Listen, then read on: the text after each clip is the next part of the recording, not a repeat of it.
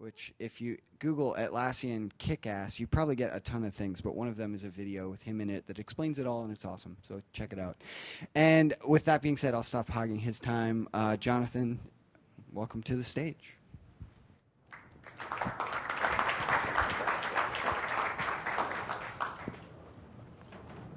Hello, everybody. Let me organize my water. I tend to talk with my hands, and I'm always petrified that I'm going to send my water flying over the laptop. Could get interesting. So, the salmon or the chicken? How do you make up your mind? After that great introduction, thanks Dan, you'll be pleased to know that I actually changed the title again to Perpetual Uncertainty and the Natural State of Software Bliss. So most of you at this point are currently thinking, that was kind of a cryptic name originally, and now you've changed it to something that I just don't even remotely get what you're talking about.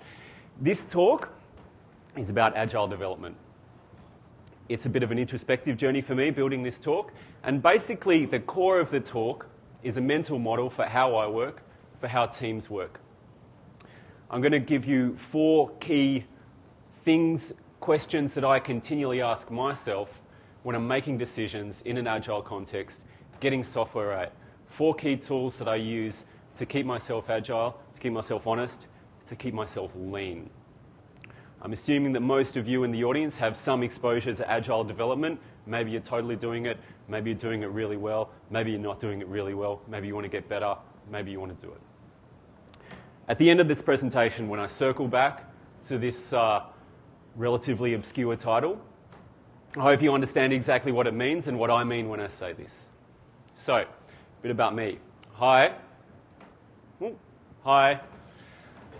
So who am I? I was front-end architect, which means a lot of work. My background's engineering, working on Aui, which is Atlassian's cross-product kind of UI component library.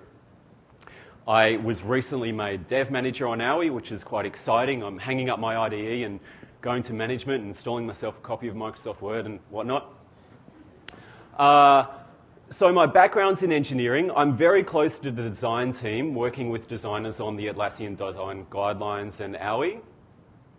I'm very close to how decisions get made there in terms of user research, deciding on user experience and visual design and interaction design.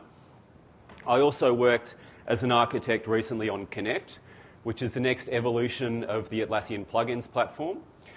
It's a framework. Some of you might have seen Seb Ruiz's talk yesterday on Connect. It's a framework for interacting with remote applications and remote services and having remote services act and interact as plugins in your Atlassian software in Jira or Confluence. There's a lot of decisions there that will impact us and impact you, if any of you are plugin developers, for several years to come. Another thing about me is that I am passionate about the value of Agile development and Agile delivery. Even for this talk, you're actually watching the second release, the second deployment. In Sydney, about a month ago, we had a summit preview day. We had around 200 customers, people like you who use Atlassian products from Sydney. And many of the people from Sydney who are doing talks ran their talk. And we asked people for feedback. Got a bunch of great feedback, very exciting. Got some kind of interesting things. So I got this, your pants don't fit you.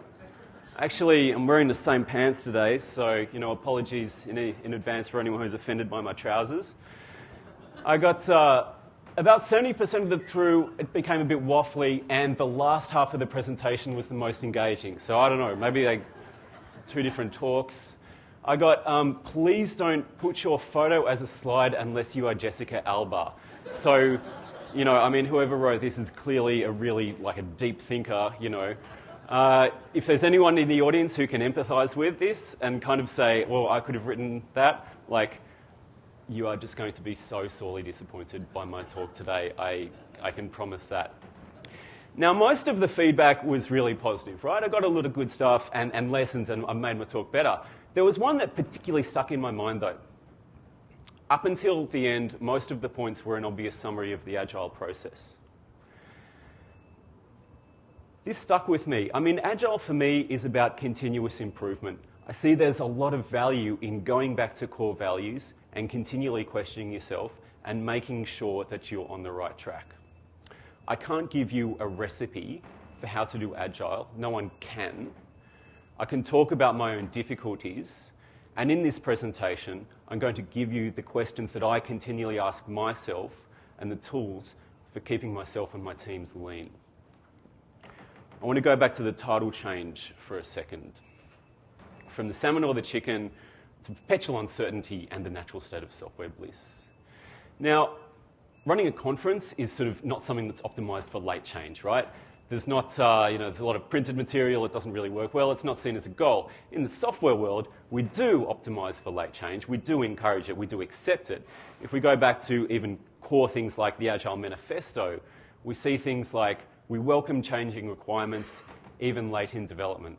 Agile processes harness change for the customer's competitive advantage. So in an Agile setting, if I was doing something like changing the name of my talk, and that might be changing the title of a web page or something like that, if it isn't easy, you've made a mistake.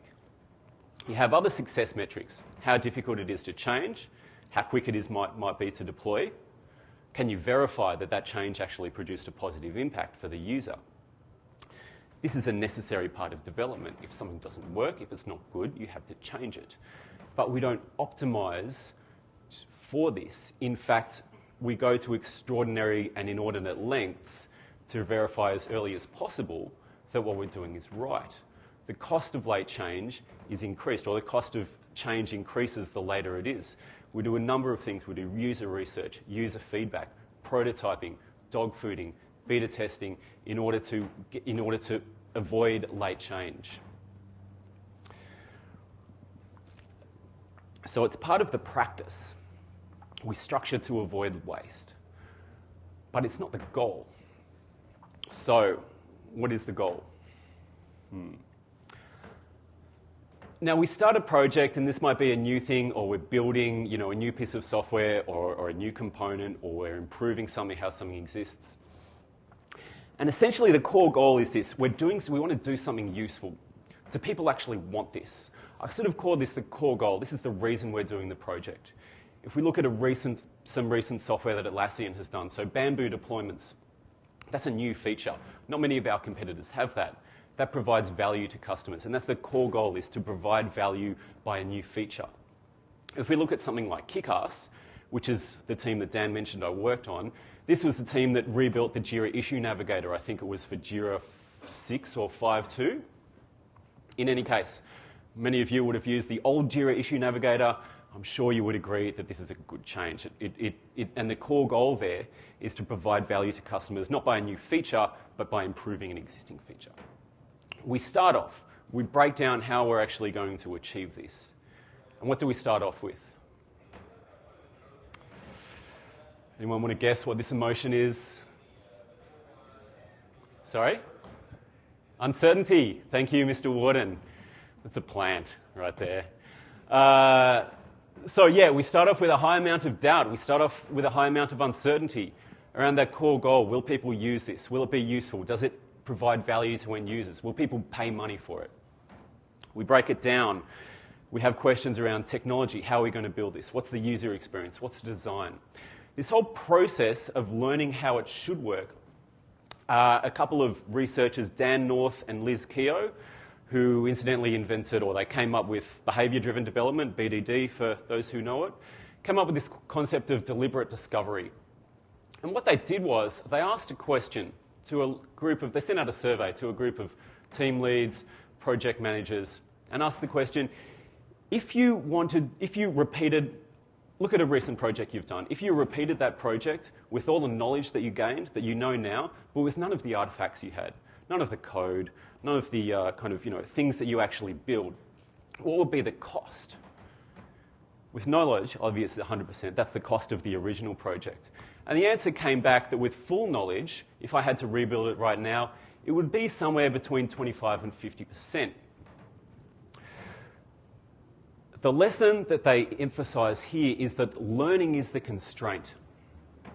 Fred Brooks, who wrote The Mythical Man Month, seminal work of software development, also wrote a great article called No Silver Bullet, in which he said, I believe the hard part of building software to be the specification, design and testing of the conceptual construct, right? What does the software do? How does it provide value to end users?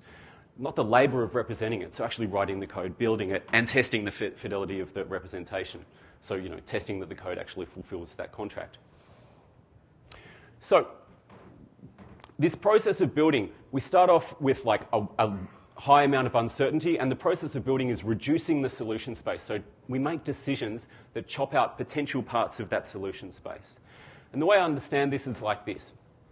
We start off with a huge amount of uncertainty. We go, time goes past, we make decisions, we learn, we resolve uncertainty.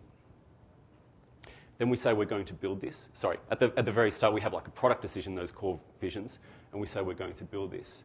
Henrik Nieberg is a guy who wrote a fantastic article. He works for Spotify called How Spotify Builds Products. It's a similar thing to the lean UX think, make, check cycle.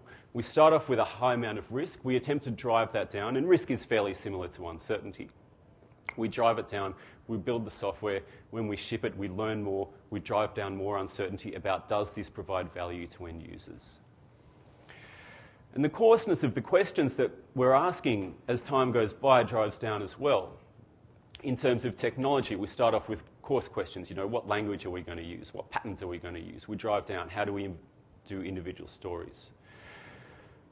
In terms of product management or design, we might start off with what are the workflows through this piece of software? What are the main kind of arcs that people go through? Then we look at what are the screens in that workflow.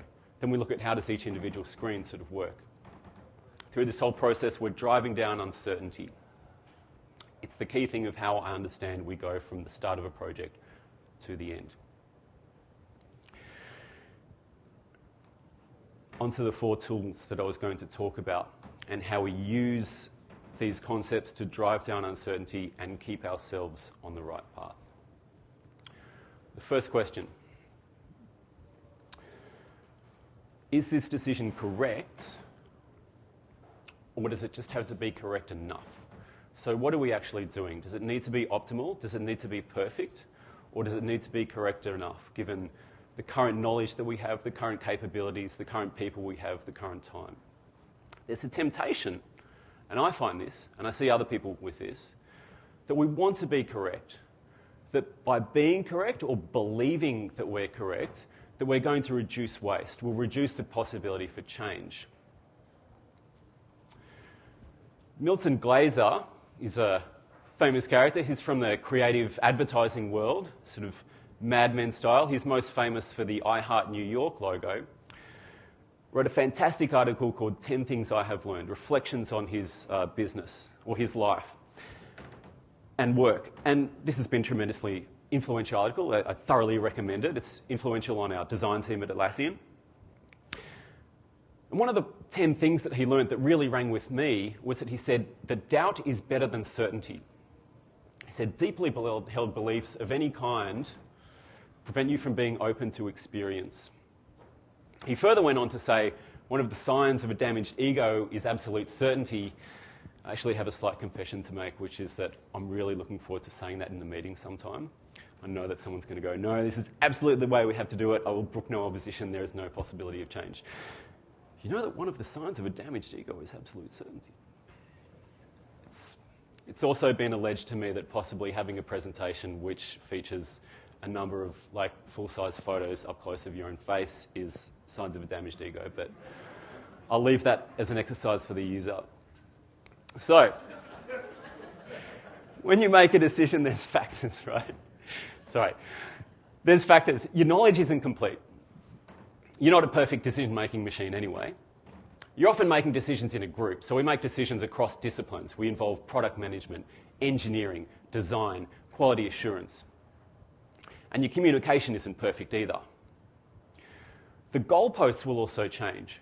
So sometimes, objectively, the actual requirements will change. What you're building needs to change. Often, it's a subjective change, so your understanding of the problem space changes. Your understanding of the environment changes, and that causes you to view past decisions differently.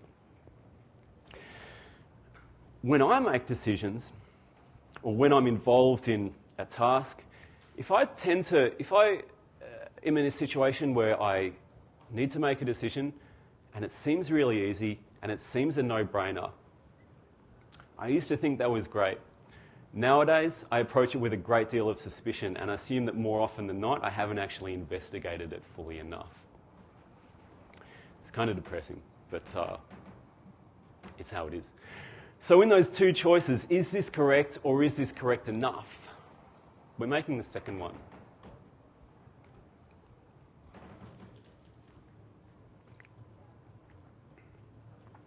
Number 2. When we're making a choice about how we build something, does it need to be really useful, does it need to be awesome, or does it need to be not painful? Does it need to fulfill the core project goals and really provide happiness to end users? Or is it something that needs to be adequate so that users can use the software and see the true value of some things that are really valuable? So, to explain that, Norikai Kano was a researcher and writer on product development from the industrial design world, but his thoughts on design are equally applicable to software development. He identified 2 qualities of things that exist. He said satisfaction and dissatisfaction are on different scales. There are must-be qualities, and these are things that... Oh, have I lost... Yeah. There's must-be qualities, things that are taken for granted. Clearly the sound guy totally disagrees with what I'm saying about satisfaction and dissatisfaction. These attributes are... So must-be qualities, they're taken for granted when they're fulfilled, but if they're not there, then they cause pain. Hygienic factors is another way of approaching that. There's attractive qualities, and these are the things that provide satisfaction when they're achieved, but they don't cause dissatisfaction when they're not fulfilled. They're the wow factors, they're the motivators. You need to have attractive qualities, and this corresponds to the core goal of the project. Is this useful to people? Do people want it? An example of that is features. So for example, in Bamboo deployments, the feature itself, that it exists, not many competitors have that feature of deployments, or not many of Bamboo's competitors do it really well. The feature exists. In another case, in the Kick-Ass case, it's not a new feature, it's a better experience over an existing feature. Now you can't say whether user experience or performance is a must-be or an attractive quality. It depends. I mean, even features sometimes are a must-be quality. If your competitors all have this feature, then it becomes a must-be quality. It will provide dissatisfaction if it's not there. When it's there, it's just something that's taken for granted. It needs to be there. It's not something which people are going to go, I'm going to do that because it has that, because everyone has it. Now, how does this relate to decision making? It's critical to identify in your project what are the must-be qualities and what are the attractive qualities. In terms of user choices, for an attractive quality, you're making decisions to move things towards awesomeness. In a must-be quality, you're moving things towards a point where it's not painful, but it won't provide dissatisfaction. In terms of technology choices, what's the goal that your tech choices are driving towards? Now, when we're on reducing uncertainty in our solution, or we might call this building confidence, we're reducing possible futures, we're reducing doubt. But most of the time, what we're increasing is our confidence in the must-be qualities. We're building confidence that there aren't points of pain. This is a different thing to proving awesomeness. Going to my model of uncertainty, when do we actually do this? Now, the validation of choices doing a project, things like technical qualities or performance or reliability, how buggy is this? If there must be qualities, we can make decisions about that before release, right? We can validate that most of this is not painful before release. We can use a test, we can prove we can verify that it doesn't contain bugs. But attractive qualities are something that we can only truly verify after release. What makes it great? What makes it fantastic? Is this a good idea? Do people want it? Will they pay for it? Will they use it over our competitors? These are the criteria that make exceptional software, and they can only truly be validated after delivery. And none of the things we do before this will ensure excellence. They reduce the uncertainty that it's not painful. Now, we don't get no information about attractive qualities before release, right? We do things like customer interviews, where occasionally you might get something where someone's going, man, this is so awesome, I'm so going to use this. That is evidence. It's going to reduce your uncertainty that things are actually great. We do things like dog fooding or beta testing. Now, note that dog fooding or beta testing, though, implies some form of release to a limited audience. So my goal when I'm making decisions is about getting to the point where I know that this is acceptable or not painful as soon as possible. In terms of the quantity of decisions I'm making, how do I make this spectacular versus what's the quickest way we can prove that this thing doesn't suck, is approximately this ratio. That applies to engineering, it applies to user experience, to quality, to performance, to reliability. Most of the time, you don't need it, and making it more awesome is not going to prove anything about the success or failure against the core goals, against the attractive qualities. Now, I mentioned that this is something of an introspective journey. And before I started, kind of pontificating on these deep mysteries, I'm not sure I really would have thought this. They were actually driving to reduce uncertainty rather than driving towards certainty. Most of the time we're attempting to prove things are okay. We're not attempting to prove that they're awesome. When we make decisions, we have a responsibility to be able to change. We make decisions and we run with them because we need to do things. We need to act. We can't be in limbo of a kind of, uncertainty. We don't trust that our decisions are 100% certain. We also build to make it easy to move away from bad decisions. We need to be open to experiencing information that changes our point of view. The third thing, the timing of decisions. There's a temptation, given that, as I've said, software is about learning, it's about making decisions, it's about reducing uncertainty. There's a temptation to think that early decisions will accelerate your team, accelerate your project. On the other hand, changes in decisions are bad. Making decisions with incomplete information is also bad. Jim and Mary Poppendike are software writers. They don't look like that. They're software writers, so I'm assuming they look a lot nerdier than that, in fact. They talk about a concept called the last responsible moment, which is actually from lean construction. The last responsible moment is this. So I have two options. The last responsible moment is the point at which they're both viable. If I have gone to a point where one of those options is no longer capable of being fulfilled, if it's too expensive, we use terms like that opportunity's passed us by or we're too late for that, then we've gone past the last responsible moment. And they say delay commitment until the last responsible moment. Now note that this doesn't imply stagnation. That happens when team members are slowed by a lack of certainty. If you do something like ask a front-end developer to implement a screen when design isn't complete, that's a source of kind of stagnation and moribund. They need to go past. The decision hasn't been made. That hurts the project. So that's past the last responsible moment, or you've delayed decision too late. Now for me, I find this incredibly valuable. The temptation from the belief, I guess, that comes from the belief that uncertainty is bad. So even uncertainty that relates to tasks that aren't uncertainty that relates to tasks which aren't in active development, resolving that uncertainty is generally a good thing.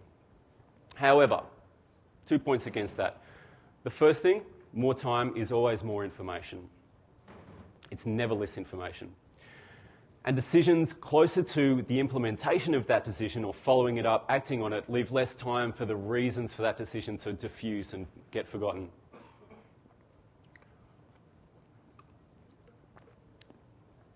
The fourth thing that I continually remind myself, you don't know what's going to change. This is kind of a consequence of number one. It's easy to change your mind. By way of example, in terms of user experience, Atlassian products have they can talk to each other, and you have a way of setting up a link between two applications. And historically, the user experience for setting up those hasn't been viewed as a great success. We had a project to redo that. So what happens is, during one of these workflows, is that you might be, if you're an administrator on Jira and Confluence and you want to link them up, you go to a screen in Jira, you say, I want to link to that Confluence instance, then you get taken to that Confluence instance. If you're logged in as an administrator, you approve the link, and then the link is established. What's also happened at the same time as reworking that workflow and making it better is that most of you will see that the design of Atlassian applications has massively ramped up in the last couple of years. And they look a lot more similar today. Now, what actually happened when we released this and we started using and testing it with real users was they'd be taken from Jira to Confluence or another product, and they didn't actually realize they were in the new product. They used to look so different that it was obvious. Nowadays, it's kind of hard. You're never going to be able to predict some things like that during development. You will always need to be able to respond to change. In engineering, we make decisions that affect us long beyond the lifetime of the project as well. Something like Jira. Jira's 10 years old. Now, decisions that are made during the course of that project, of projects in Jira, will affect us many years after those projects are completed and forgotten. So, my key point here is that decisions made in a project often have a scope outside the project. Now, when I kind of think about this, temptation is, about anticipating changing requirements. That future-proofing, by attempting to anticipate all kind of possible futures, reduce that uncertainty, is a good thing. Points against that. First, it can restrict the range of options that are actually available to you. So even if you discover future options, future possibilities, and this might be in product development, engineering, or design, if you discover future options or possibilities, you might be constrained to only the ones that you've actually, you might be constraining yourself to only the decisions that you've foreseen and not new possibilities. The other thing is, you ain't going to need it. You're adding more complexity in order to accommodate things that don't exist. It's going to end up more wasteful than not. You're adding complexity to your solution for a narrower range of possible futures. Now, this generally relates to engineering, but it's also applicable, as I said, to product planning, to design. Sometimes your only decision-making criteria is that it has to work, and we need to prove that it works, and it might need to change. And it'll probably be in some new and unforeseen way. So how do we achieve this? First point, simplicity. So build it to what it needs right now. We don't make awesome software by attempting to make each component awesome. All we can prove in the context of our core project goals is that it's not painful. Now, we can reach a point where the more technically marvelous, the more beautifully designed, the more wonderful a solution is, provides ever diminishing returns on the actual value to the user. Do people actually want to use this? All we need to provide, often, most of the time, is something that's not so painful that it makes the awesome parts harder to see. Finally,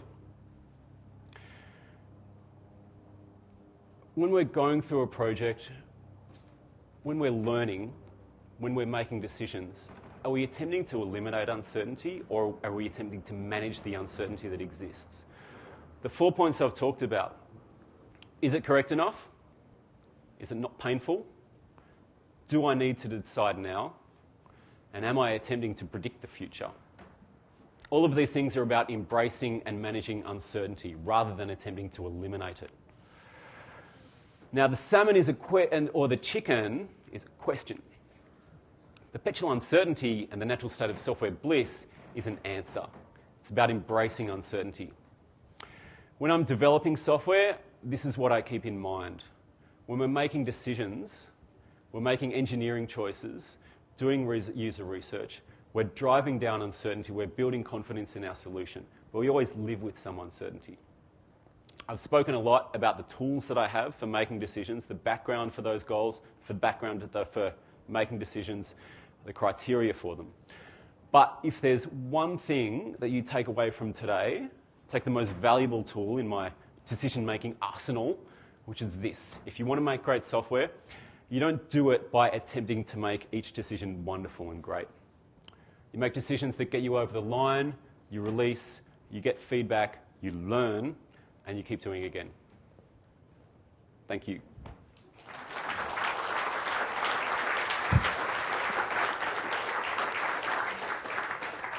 We have about 10 minutes for questions, if you guys, anybody? I'm from Seattle, and I can tell you the answer is always salmon.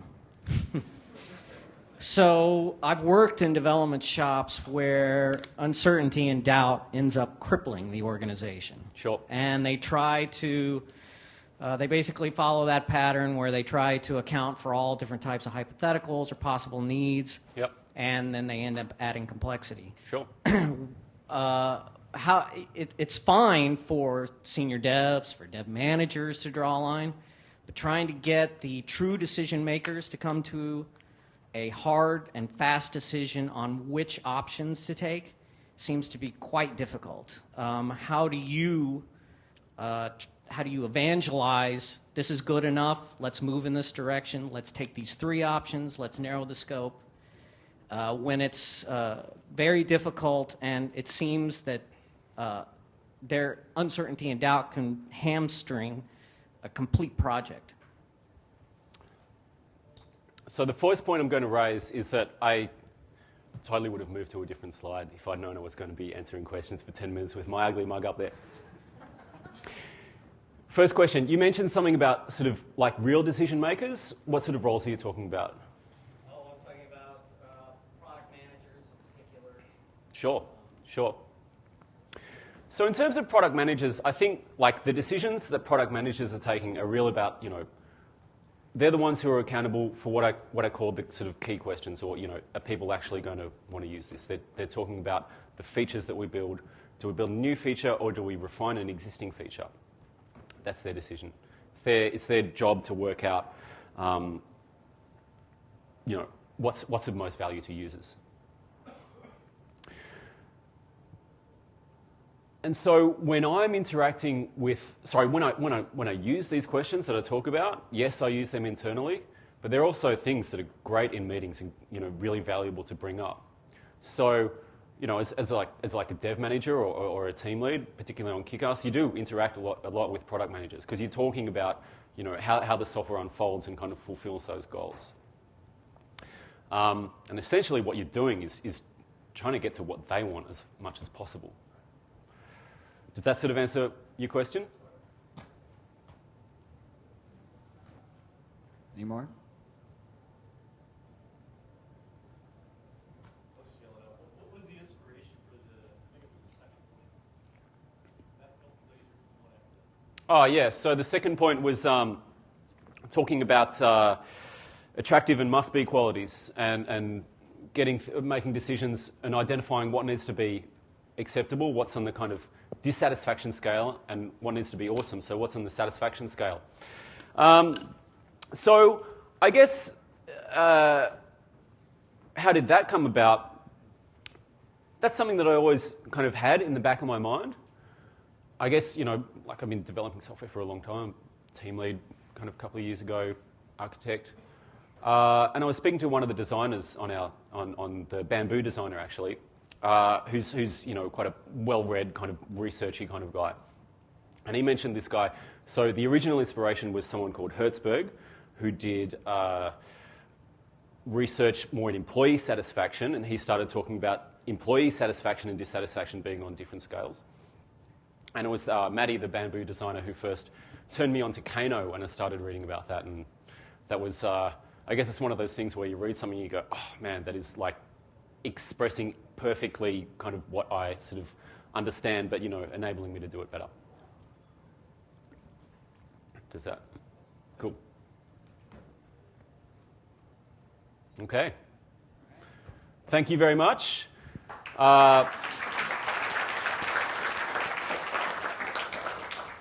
Just before I leave, first thing is you can rate this talk from meh to awesome.